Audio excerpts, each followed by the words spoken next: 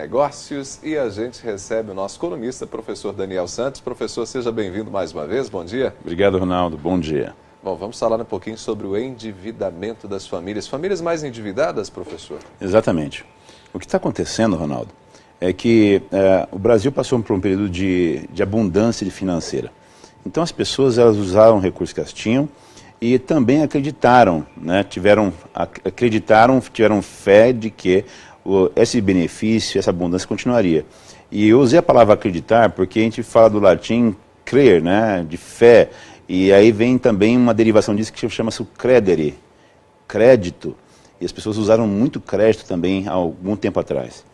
Nesse processo, os volumes de recursos que as famílias estão recebendo de salários ou de benefícios estão diminuindo.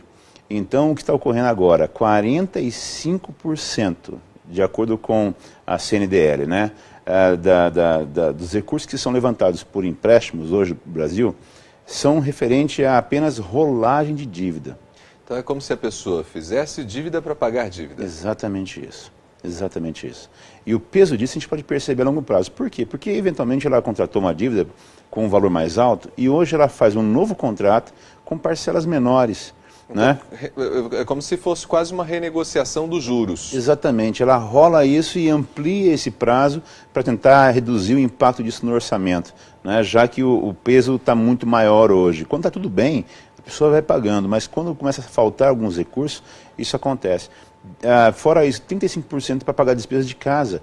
Falamos, por exemplo, com relação à energia, água, né, pagar telefone, despesas de parcelamentos de lojas. Então, tudo isso é importante perceber que nós estamos hoje, né, algumas pessoas estão hoje assumindo posições que não são as mais inteligentes. Né?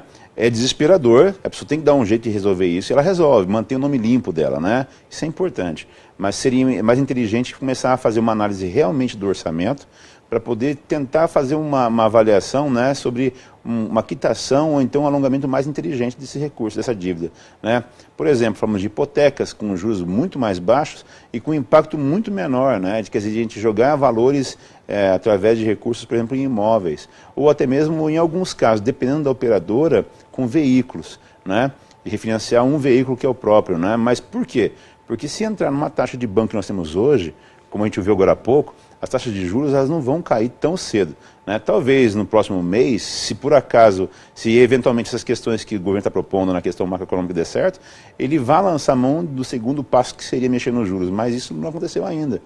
Então nós estamos diante de uma economia que está em recessão, encolhendo e pagando juros mais altos.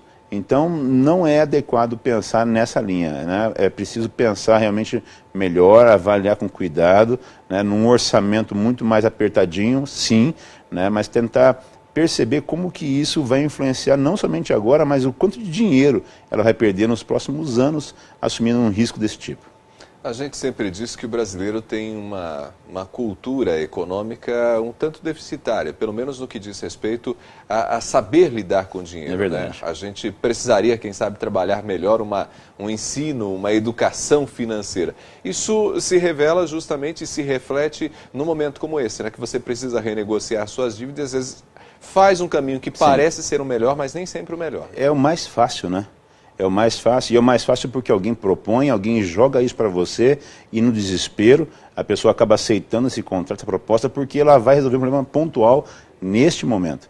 Mas ela vai transformar um problema que tem uma dívida no tamanho X em 2 vezes isso. Né? Essa cultura financeira que você fala, realmente é importante pensar, porque no caso de outros países, por exemplo, Estados Unidos, fala-se sobre já ensino de gestão financeira nas escolas a partir da 3ª série do 1º grau. Né, de saber lidar o que é dinheiro meu, o que é dinheiro do negócio, como é que eu trabalho com esse recurso, se eu devo investir mais ou menos, se eu estou ganhando ou perdendo dinheiro. Essa avaliação nós temos que ter. Né? Aquela máxima de vão-se os anéis, mas ficam os dedos, é importante. Né? Numa situação como nós temos hoje, eventualmente abrir mão de uma parte do patrimônio com um valor que seja dentro do mercado para liquidar dívidas e ficar tranquilo por 1 ano, 2 anos, seria uma coisa de realmente se pensar, para garantir esse sossego doméstico, né? Essa paz dentro de casa, para poder, então, aquilo que entrar de dinheiro novo e que seja possível acumular, entrar num novo ciclo agora de benefício e não de malefício. né, de estar pagando mais contas ao invés de estar guardando mais dinheiro. Tentar estancar o problema. Né? Exatamente. Né? É liquidar o problema, né? E não simplesmente você tentar rolar isso. Refinanciar dívidas é uma ação que se assume na situação do desespero, né? Para tentar evitar que aquele mal que eu já estou sentindo agora continue por muito mais tempo, mas ele vai continuar. Né? Porque o que ocorre? Daqui a pouco nós vamos ter juros, né, e mais custos e mais despesas. E essas despesas, esses custos todos vão impactar no orçamento. Então, a estancar, liquidar a conta é a palavra que nós temos que enxergar neste momento. Professor Daniel, até a semana que vem. Até semana que vem. Grande abraço. Professor Daniel conversou com a gente, falando mais um pouquinho como você pode lidar com o seu dinheiro, administrar seus recursos e viver melhor. Professor Daniel Santos, toda quarta-feira com a gente dentro do nosso jornal.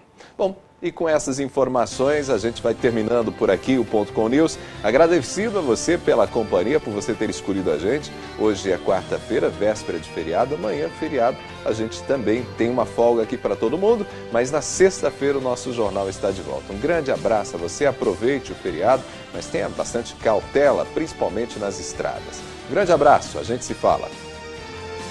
Ponto com News.